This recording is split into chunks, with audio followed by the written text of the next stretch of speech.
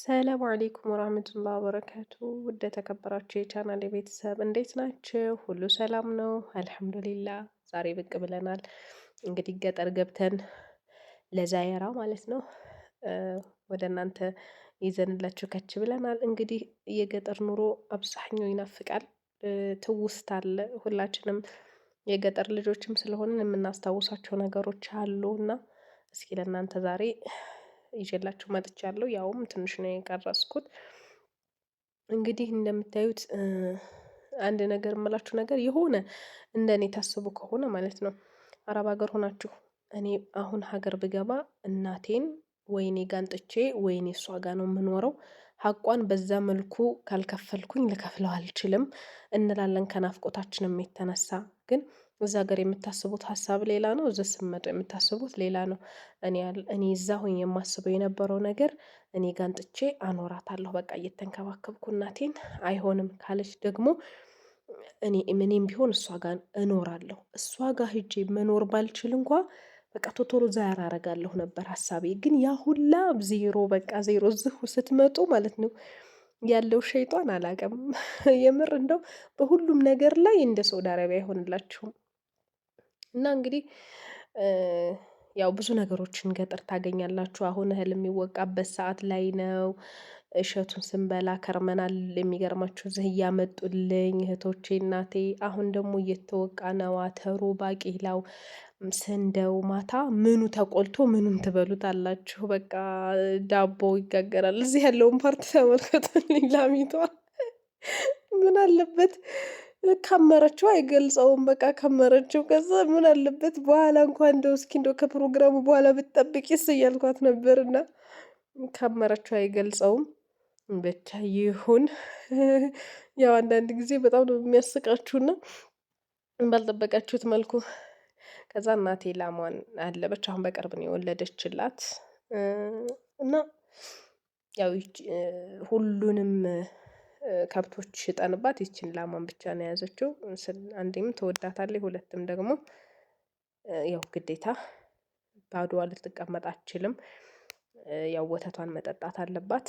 ግን አትጠጣውም። ወደ እኛ ጋር ስትልክ በየቦታው ላሉ ልጆቿ ቅቤውንም ወተቱንም ስትልክ ምናምንና ሰውም ወደ እኔ ጋር የሚመጣ ካለ ትልካለች ወተት ምናምን። እሷም ስትመጣ እንደዚሁ አለኩል ያህልን በጣም ደግሞ ጥጃዋ በጣም ነው የምታምረው የኔ ቆንጆ።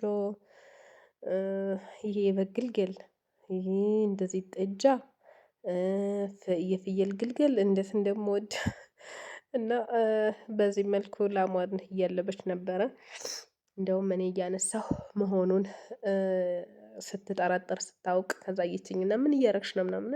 እያነሳሁሽ ነው ለልጆችሽ ልልክልሽ ዱባይ ያልኳት። እንዲኩኝ እንዲለብሽ ያለችኝና ምን አይነት ልብስ ልለብሽ ያምርሻል እያልኳት እንዲኩኝ ልብስ የላትም እንዴት አትለብስም እያሉ አይደል እንደሚቆጡኝ ምናምን አለች። ከዛ እኔም አረብ ሀገር ሁኜ እንደዛ ነበር የምቆጣት። ለምን ይሄን አልለብሽም? ለምንድነው እንደዚህ የምትለብሽው? ለምን አዲስ ልብስ ምን አብሮሽ አይርስሞች አልለብሽም እንዴ ምናምን በቃ ግድያ ነበረ። ከዛ አሁን ስመጣ ገጠር ስትሄዱ ስታዩት ምንም ለአዲስ ልብስ አይሆንም። ያንኑ አሮጌ ልብሳችሁን ካልጋፋችሁ በስተቀር በቃ ያው የገጠሩን ኑሮ ስለምታውቁት እንዳለችውም እኔ ከዛ መጥቼ ለወንድሞቼ ላክስ አረግላቸው።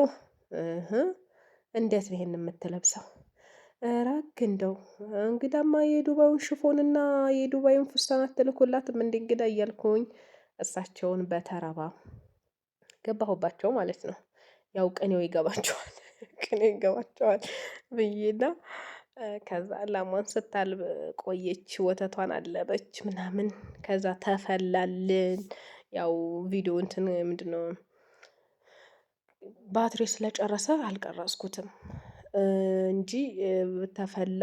ከዛ በኋላ ያንን ጠጣን። በቃ ያልተሰራ ነገር የለም እላችኋለሁ።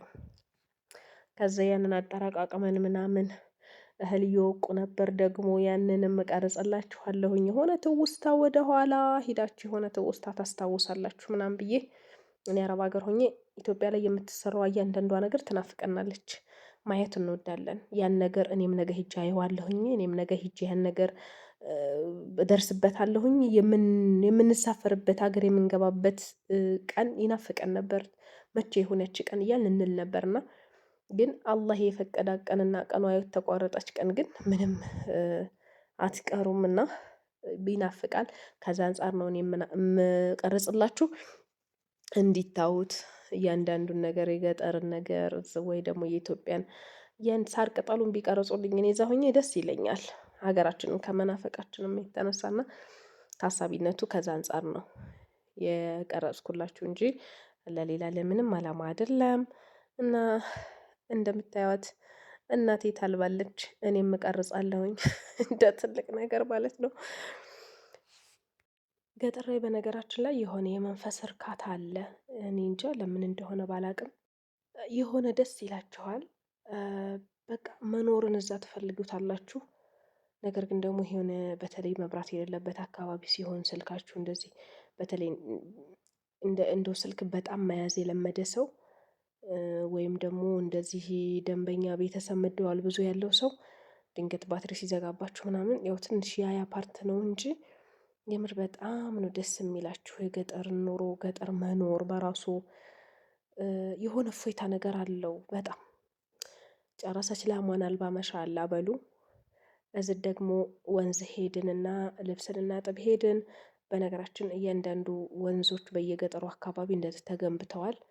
ስታንዳርዳቸውን የጠበቁ ባይሆንም ግን ከበፊቱ በእንጨት ውስጥ በብረት ውስጥ የሚመጡ ውሃዎች በሙሉ እንደዚህ ተገንብተው በግንብ ውስጥ እንደዚህ መምጣት ከጀመሩ ብዙ አመታትን አስቆጥረዋል። ያውም እየፈራረሰ እየተሸራረፈ ነው። የዛሬው ቪዲዮአችን በትንሽም ቢሆን ይህን ይመስል ነበረ። በቀጣይ በሌላ ቪዲዮ እስከምንገናኝ ባይ ባይ፣ ሰላም ሁኑ።